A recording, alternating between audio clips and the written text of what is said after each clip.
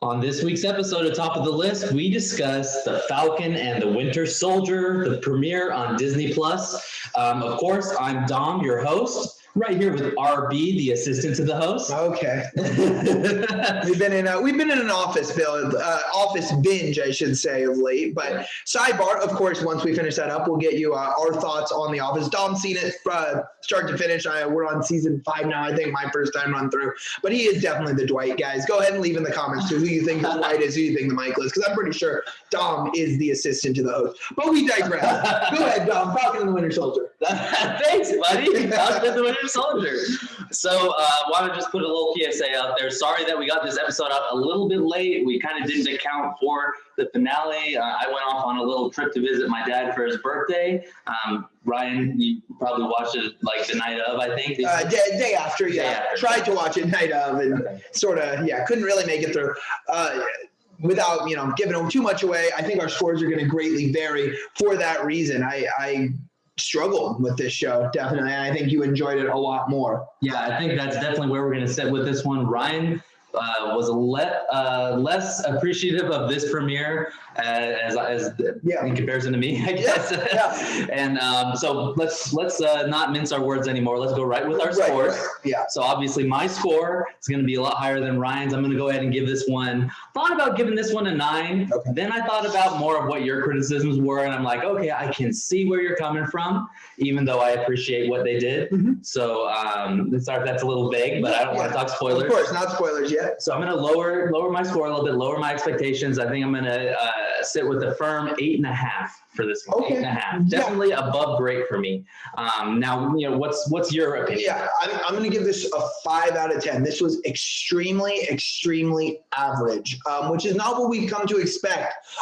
from the MCU, but you know what? That's why I'm going to set the bar so high and why I was so disappointed with this episode. And I'm not going to, I'm unapologetically giving this a 5 out of 10 because, I'm not too happy. And I made this very clear when we talked about WandaVision with this new episodic, mini-series debuts for the MCU. To me, the MCU should still be something that's saved for the big screen, a 2.5-hour feature film. And what this felt like to me was the intro of what could be a very good film, but this was just the intro to it. And I didn't think anything happened that was fantastic. I didn't think anything happened in it that was, mind-blowing or mind-bending as we've come to expect from the MCU. This was just purely average. We saw 2 characters that we've gotten to know a little bit through the first 3 phases of the MCU, and we got to see them doing what we know they're already capable of doing. Fair enough. Yeah, I think the differences for me come with, maybe I'm speaking for you too much and you let me know, but I think the biggest area we deviate on is our titular character, the Falcon, and his storyline, and we learn more about his backstory in this. And I think that I definitely appreciated this a lot more than you did. And that's kind of one of the main reasons why our scores differ so much. Now, let's talk about something that they showed in the trailer, so it's not a spoiler. Let's talk about that opening fight sequence. Right. We see in the trailer, we see this sequence, the Falcon. He's flying through a bunch of canyons, right? He's being pursued by helicopters, being pursued by, what are they? The squirrel guys. Yeah, the flying squirrel suit guys. Yep. I don't know exactly what they're called, but yeah. Yeah, absolutely. And we saw shots of this in the trailer, and we saw some other action sequences in the trailer, but to me, this was the big standout, and it was great. It's right at the beginning, and that's all the action we seem to get for a long time. Yeah, and this is why I compare it to the beginning of an MCU film that has the potential to be great. It very much reminded me of the opening scene of Avengers 2. Some great action sequences where they're in the snow at going to the Strucker, mansion or whatever it is, compound. But really, we don't understand fully why the action is going on. It throws us right into the action, which I was not that huge a fan of because I'm still trying to catch up and figure out why. I'm still, after watching the episode, trying to figure out who these guys were that Falcon was pursuing. So, and I felt very similarly to the beginning of Avengers 2. I also felt very similarly to, and this reminded me a lot of the opening sequence from The Dark Knight Rises. Just, a couple of scenes where it throws us right in the action. Now, both of those films rebound nicely and have great stories, but I wasn't crazy about the opening sequence just because, yes, it drops us into the deep end, but with not that much information about what's actually going on. It's just, wow, let's draw you in with that. And that's not really a hook enough for me at this point with what we've seen the MCU do. For sure, and I love that your criticism there. Now, let me kind of give my perspective. Go right ahead. And it relates to exactly what you say here. And this is kind of going to close our spoiler-free section, and then we'll go into spoilers. But this is kind of how I feel as a whole, and I want people that are, kind of trying to test the show out to hear this. For the very reason that you're talking about here, you're comparing it to a lot of MCU movies and a lot of other movies too, right? This is the main reason why I actually like this premiere. It's going to shock you. I like this premiere more than the premiere of WandaVision. Utterly shocked by that. Yeah, and I love the premiere of WandaVision, but if you recall, guys, if you look back at our episodes, the premiere of the very first episode of WandaVision, I gave it 8, which is a half point lower. I think this was firmly a half point better than that, and let me give you the reason why. When I watched WandaVision, I said, okay, they're going full TV show. Right. Did not feel like an MCU movie one bit. No. It felt like a TV show. Correct. This is the reason why I like this. This feels like a continuation of an MCU movie that we've already been seeing. Now, by the end of WandaVision, we figured out that the point of the show was to be an origin story for Scarlet Witch, right? It was to see how she becomes Scarlet Witch. And it's for those that, it's to give the origin story to a character that's been living on the side. Right. Okay. This episode tried to do the same thing, but differently. This episode understood that there's already films with Bucky and Falcon already in it. And it just kind of went right for it. Like, this is what you were saying, right? You were saying at the beginning, they kind of go right for it without you knowing much what's going on. Yes. It's because let me just finish. Yeah, go ahead. This is the biggest point of difference between this show and WandaVision for me. This feels like, okay, this is for you guys that love every minute detail of the MCU and you already are way locked in. This doesn't feel like something like, oh, this is your first time meeting these characters. No, this feels like we're picking up right where the last foot left off. I do agree with you. Okay. And then why couldn't we make this a feature film then? This was definitely made like a feature film. Yeah. And I think my biggest critique on this was that opening action sequence was cool on, this TV, but how much cooler would it have been in IMAX? Yeah, I totally see what you're saying there. I totally see what you're saying. That's what's kind of making this one an interesting episode to talk about. Yeah. But with that said, let's go right into spoilers here. Let's keep the conversation going. So guys, if you haven't seen the premiere of The Falcon and the Winter Soldier, pause it now and come back after you watch. Or if you don't care about spoilers or you already seen it, almost killed Baby Groot. Okay, let's go right ahead and talk spoilers. We have to do our spoiler sign. Ryan's much better at it. Okay, so let's talk about a character we did not talk about in spoiler-free section. Let's talk about Bucky. Let's talk about the Winter Soldier. Now, I absolutely loved Bucky in this. I think he was the main redeeming factor for me in this episode. So let's first though, I want to talk about a point you made about backstories. Oh yeah, let's go. I would put Falcon on the same level as Wanda Maximoff, as a character who we need a backstory for, as a background character. I would not put Winter Soldier at that level. If you recall, both Sam, Falcon, and Bucky, the Winter Soldier, at least as the Winter Soldier, are introduced in Captain America and the Winter Soldier. Right. But, of course, the film is called Captain America and the Winter Soldier, not Captain America, the Falcon, and the Winter Soldier. And we get a really nice backstory between Captain America, the First Avenger, and Captain America, the Winter Soldier of Bucky. We never really got that of Sam, besides he was, he was in the Air Force, he was part of the secret. I think they gave him just enough. He is a side character through and through. Right. Now, for Wanda, I didn't think so. Most people, you say the Falcon, and you say, oh, the guy with the wings. Right. If you say Scarlet Witch to someone, they're like, what, who? Unless you have, you either read the comics or you're like me and you got a great best buddy like Dom who's filled me in on who that is. Yeah, so that's kind of my point here. And, I think we talked about it in our MCU series that we did when we started this channel. Go check that out, guys, if you haven't seen that yet. We rank all the MCU movies and give them scores. But when we talk in our Winter Soldier review, I kind of praised that one as one of my favorite action movies of all time. Right, yes. But also a great story-driven movie. Yes. And for me, that was the relationship between Sam and Steve Rogers, Captain America. And in that movie, it was just about their relationship, and that's all it needed to be, and that was beautiful. What this show did, and this is the way where we're going to differ, what I think this show did greatly was, yes, it was a lot of dialogue. Yes, it was a lot of backstory. Yes, it was a lot of exposition, as we like to talk about. I wanted to see more. I needed to. Exactly. It's not like we're seeing this for the first time as backstory. It's like we're adding to what we already know. I agree, but I feel like there was too much of a split.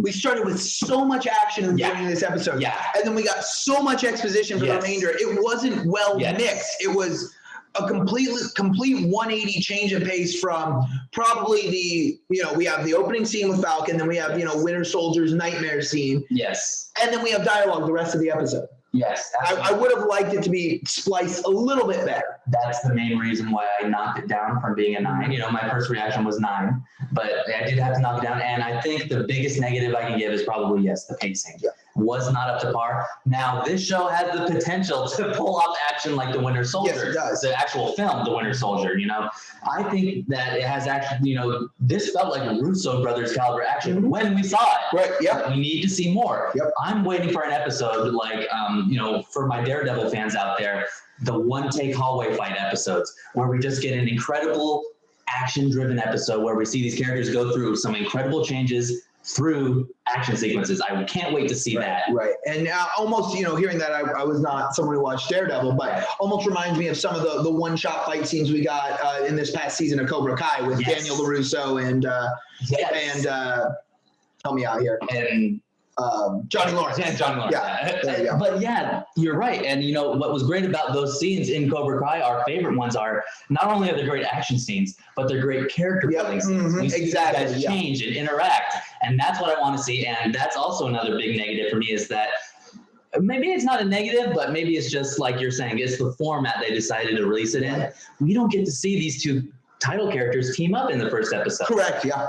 And that's another, it's not, the Falcon and the Winter Soldier. Yeah, it's the Falcon and then the Winter Soldier. Separate. Yes. Now, and we get that from the get-go. So let's talk a little bit about the episode. We talked about the opening action sequence. You have Falcon fighting against this terrorist organization. I believe they're in the, above Tunisia, they say, heading towards Libya. Yes. And a pilot has been held hostage and his airplane has been taken over. We get Sam, fighting these bad guys. It's a great action sequence. Don't get me wrong. You think that he's getting, from the ground, an army commander saying, you can't, once we cross into Libyan airspace, you can't do anything. Very suspenseful. And we finally, at the last minute, he's saying, pull out. And he finally, right before they cross into Libyan airspace, they rescue the pilot, mission accomplished.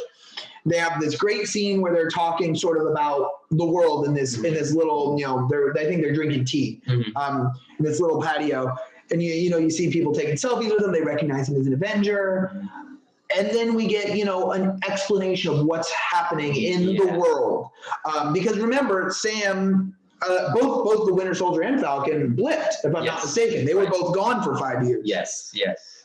Absolutely. Yeah. And, I think that, we are starting to realize that the focus of these Phase 4 films, as they're calling it, Phase 4, is the main focus so far has been what's happened after these people come back. Right. And that's kind of our, at the beginning in Iron Man 1, it was, where's all our Infinity Stones and stuff like that. This time it's, what's happened. And I think, it's very emotional seeing all these people come back, but maybe you disagree on this or not.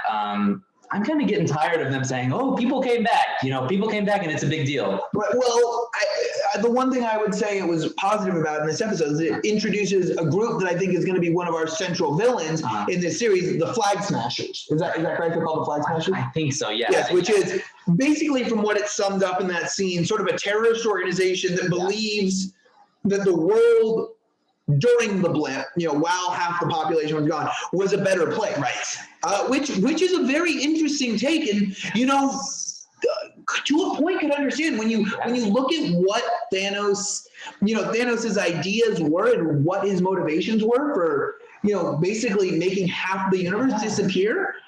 I mean, it could make sense that there were people who enjoyed a less crowded world. I mean, you look at some of the problems of the world today in real life with overpopulation. You can understand, I guess, with this group, what their thought process is, that maybe, they lived in a better world before everyone came back. This is the most impressive part about Avengers Infinity War, was the idea that Thanos, our villain, is doing something that is 100% evil. Right. But you understand what he's doing. You understand we have that excellent sequence with him and young Gamora where he's explaining to her balance and he's showing her the knife. Yeah, and I think they're trying to expand upon that here. And if they pull it off, I'm going to be very happy. If they just kind of let it dissolve into somewhat, if it's just, okay, let me just put it this way. I was very afraid of this is going to happen. If this is just another Hydra, I'm going to be pretty upset. Okay. Yeah. Do you get where I'm coming from? Yeah. Okay. But we get this sequence. We hear about the Flag Smashers, so we see later on. But then we get a great change. We head to Washington, where we get, I think, one of the biggest twists of at the start of the series. Because remember what we saw the last time we saw these two characters on screen was in Endgame. Yes. And it was an older Captain America handing off the shield to Sam. Mm-hmm. Correct. Which everyone thought, especially after we got the announcement of Falcon and the Winter Soldier, that he was going to be the next Captain America. But of course, this next sequence, he is giving up the shield and he is, passing it to the Smithsonian as a museum article. So, and we get a great cameo from Don Cheadle as Rhodey. Yep. Yeah, and I loved seeing him. And, they paid the big bucks to get him on screen, and it paid off. It made it feel like it was part of the movie. Yep, and Rhodey definitely plays the role of us as the viewer. He goes, are you really going to make me ask it? Almost breaking the fourth wall, knowing what every viewer at home is watching. He goes, why didn't you take up the moniker? Yeah, why didn't you, be Captain America? Yeah. And I want to know what you think, Ryan. Yeah. Is this show going to be like WandaVision was, the origin story of Sam as Captain America, or is it going to be something else? What do you think? I think it is, and I think that's because of how he responds to what Don Cheadle says. He says, the world is a different place now. They need a different kind of hero. And I think the big reasoning for that is because, remember, Sam's been gone for 5 years. He doesn't recognize this world, and it's going to take him some time, and that's what I think this show is going to touch on learning what this new world is, as we see a new world order, our first episode title, before he can truly take up this moniker as the next Captain America. Absolutely. And I think we should talk about Bucky and then our final scene. Let's talk about Bucky and then our final scene. Absolutely. Yeah. Well, do we have anything else? We may need to jump back a little bit on what our thoughts were on Sam's family's backstory. Let's do that now. So let's finish up with Sam. We definitely disagree on this. You thought that there was no need for this backstory? I don't know that I thought there was no need. I feel like they left, and once again, this is my critique with it being a TV series and not a movie. They left a lot on the table that I'm still questioning. Are we going to continue to learn more about him growing up on this fishing boat in New Orleans and his sister? Exactly. That is the point. Yes. And we don't know that, and I totally agree with you on that. Yeah. It's just because we've only seen the first episode. Right. Now, if this doesn't pan out and this is only there just to give us some emotional connection, I'm going to be a little upset. Right, and because it was just an episode, that's how I'm feeling right now, because I have to wait a full 7 days before I actually find out more about this Maybe it's connected to who the new spoiler alert, new Captain America is. Exactly. What is all this about? Maybe Sam's family has something to do with this. Yep. We'll find out, but let's talk about Bucky. I think Bucky's character arc was what made this episode. Yeah, It was this so was my incredible. favorite part of this episode as well. From start to finish, we're slowly, as if he's, I guess an onion would be the best example, slowly peeling back the layers, and then we get a final aha moment. So let's, starting from the beginning, we have him in this nightmare. We don't know if it's a nightmare or if it's a flashback. We do know it's in the past because he has long hair and he says, "Hail Hydra." Right. But he basically kills these Hydra targets. Yep. And then he has someone who sees him, and he goes and he kills that person as well. Yes. And, it's a nightmare, and it shows us that Bucky is still haunted by these memories. This was a big reveal for me.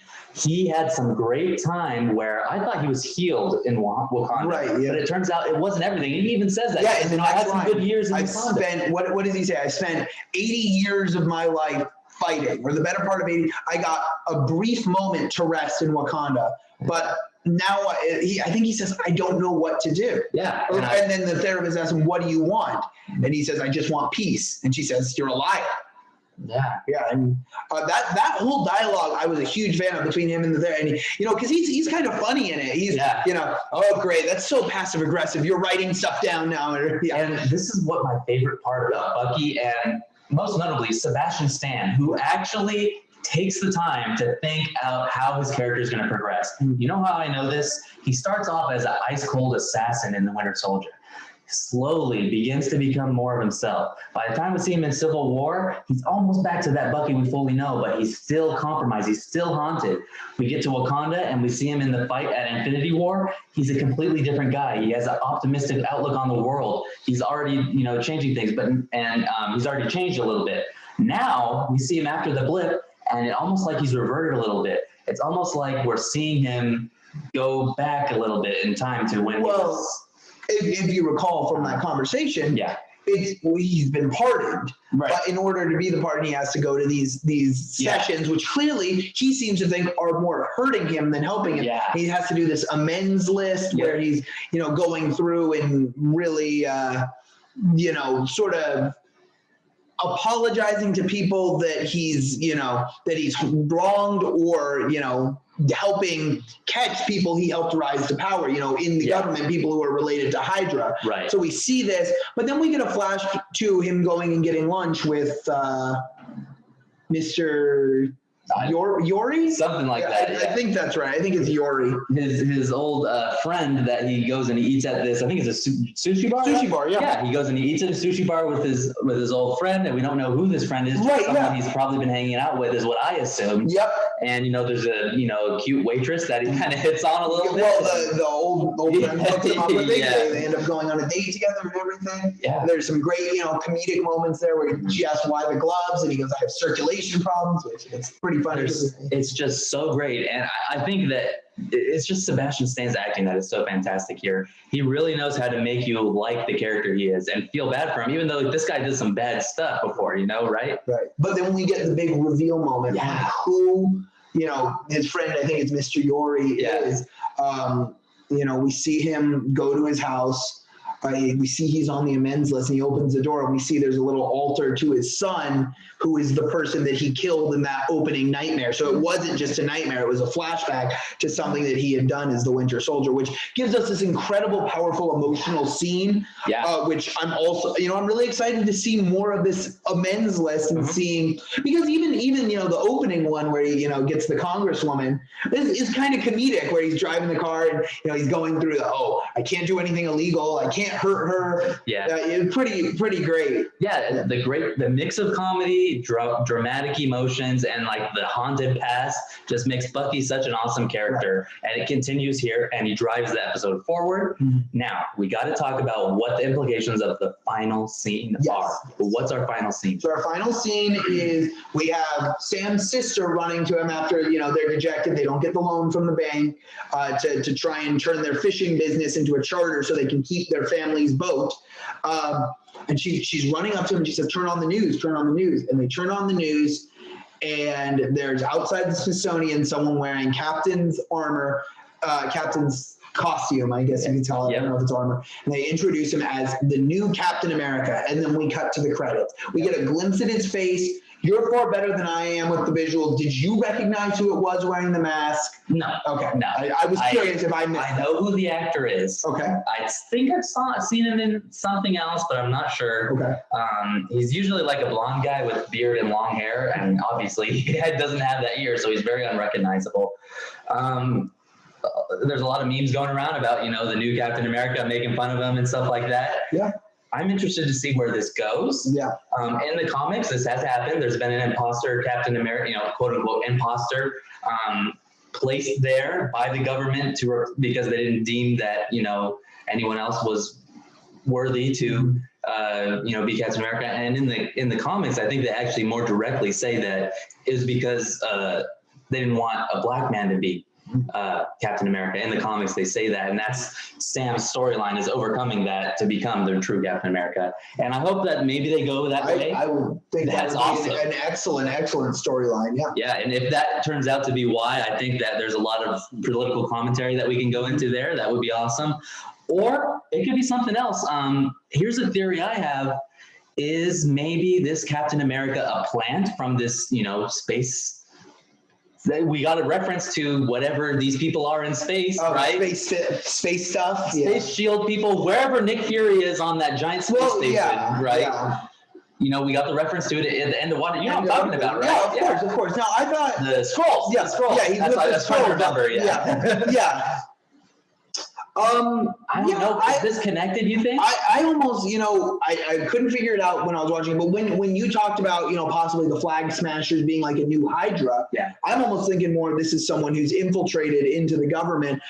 That's, of course, the one scene we didn't talk about in this episode was our army captain going and trying to expose, the Flag Smashers, getting his face bashed in by whoever this person is, who has great, super strength. Maybe one and the same. Maybe this is the guy who's Captain America. Maybe he has some sort of equivalent to the Stark serum that Rogers was injected with. I want to know what the deal is with him. Is he super soldier? Is he not? Right. Yeah. We'll see. And how is that a new shield that he's carrying? Is it the same one that Sam turned in? I think it's the same one, because I think it was the person who introduced him was the person that Sam handed the shield over to, who thanked him. Thank you. You're doing the right thing here, Sam. When he handed it over. I think we're gonna go there. I think it's gonna be that this guy that's in charge. He's gonna Sam's going to have a meeting with him and say, hey, why are you making this guy the captain? I thought we were done with this, something. And I think we're going to have a scene where he actually calls it out, where, he doesn't want Sam he doesn't see Sam as the face of America or something like that. I think they can go into that, and that could be a good arc for Sam. What do you think? Yeah, I like I said, I'm still very excited about this show. I was disappointed with the episode, but this show is an intro to, all the makings of a great Marvel movie. It's in episodic form, which I'm not crazy about. But seeing, I'm really excited to see if they go this way, because I think that would be a very pertinent, for this time as well, the time period we're in currently, a very poignant message to have. And, I think Sam has become a very exciting, likable character, since his debut in Captain America and the Winter Soldier, and I'm really excited to see him featured more in this phase of the MCU. Like I said, I just wish we got more of him here in the first episode, just like I wish we had more of Sebastian Stan. We got a little bit more, I feel, of Sebastian Stan and one fluid timeline versus Falcon, who was sort of all over the place. First he was, in Tunisia, then he was in DC, then he was back with his family in New Orleans, and it was sort of all over the place. Location jumping. Yeah, and different motives too, whether something that happens a lot in our Winter Soldier and, those Captain America films. True, Civil War too, yeah. Continuing that style. Yeah, very much so. But like sorry. Yeah, no, go ahead. But like you were saying here, I think you're absolutely right. Wanted more Bucky, wanted more Sam, but most notably, I want to see them together. Yes. When these two guys are on screen together, it is pure gold. Yeah. And that was kind of the biggest missing element. Yeah, and we got a little bit of a reference to that when, right at the beginning when Bucky's talking to his counselor, or his therapist, whatever you want to call her, psychologist. Missing messages from Sam. Yeah, you need to have friends. You have no history, no family. Friends are important. Are an important way to be part of this the world. And he's not responding to any of of Sam's messages, but I've got a feeling that they're both watching to see who this new Captain America is, and this is what's going to be the initial thing to bring them together. Yeah, absolutely. So guys, stay tuned for more reviews of the Falcon and the Winter Soldier. Every Friday when they drop, we're going to be dropping out a review, probably Friday nights. Make sure you keep an eye out for any more movie reviews. We're trying to get it more organized, get more locked down, where we will release a movie review. We released Raya and the Last Dragon most recently, but we want to get our movie review once a week, just like we get our TV reviews once a week. We want to figure out a day for that, so we can get a movie review out to you guys each week, because we do want to watch a movie each week that we will review. Mm-hmm. So we're looking forward to that as well. But yeah, so let's make sure to remind people our score. Yep. So my final score for this episode, the premiere, New World Order, is 8.5 out of 10 in RB. Yeah, I'm going to stick with my 5 out of 10. This was a very average episode, but has all the makings of, better episodes to come.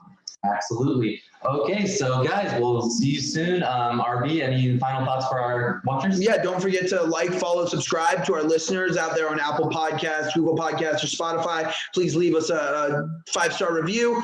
Be sure to drop down in the comments what you thought of this episode, any other reviews you'd like us to have. We'll also have our social media handles down in the description, so be sure to give us a follow there and shoot us a message if you have any questions about the show. But otherwise, we'll see you guys next week.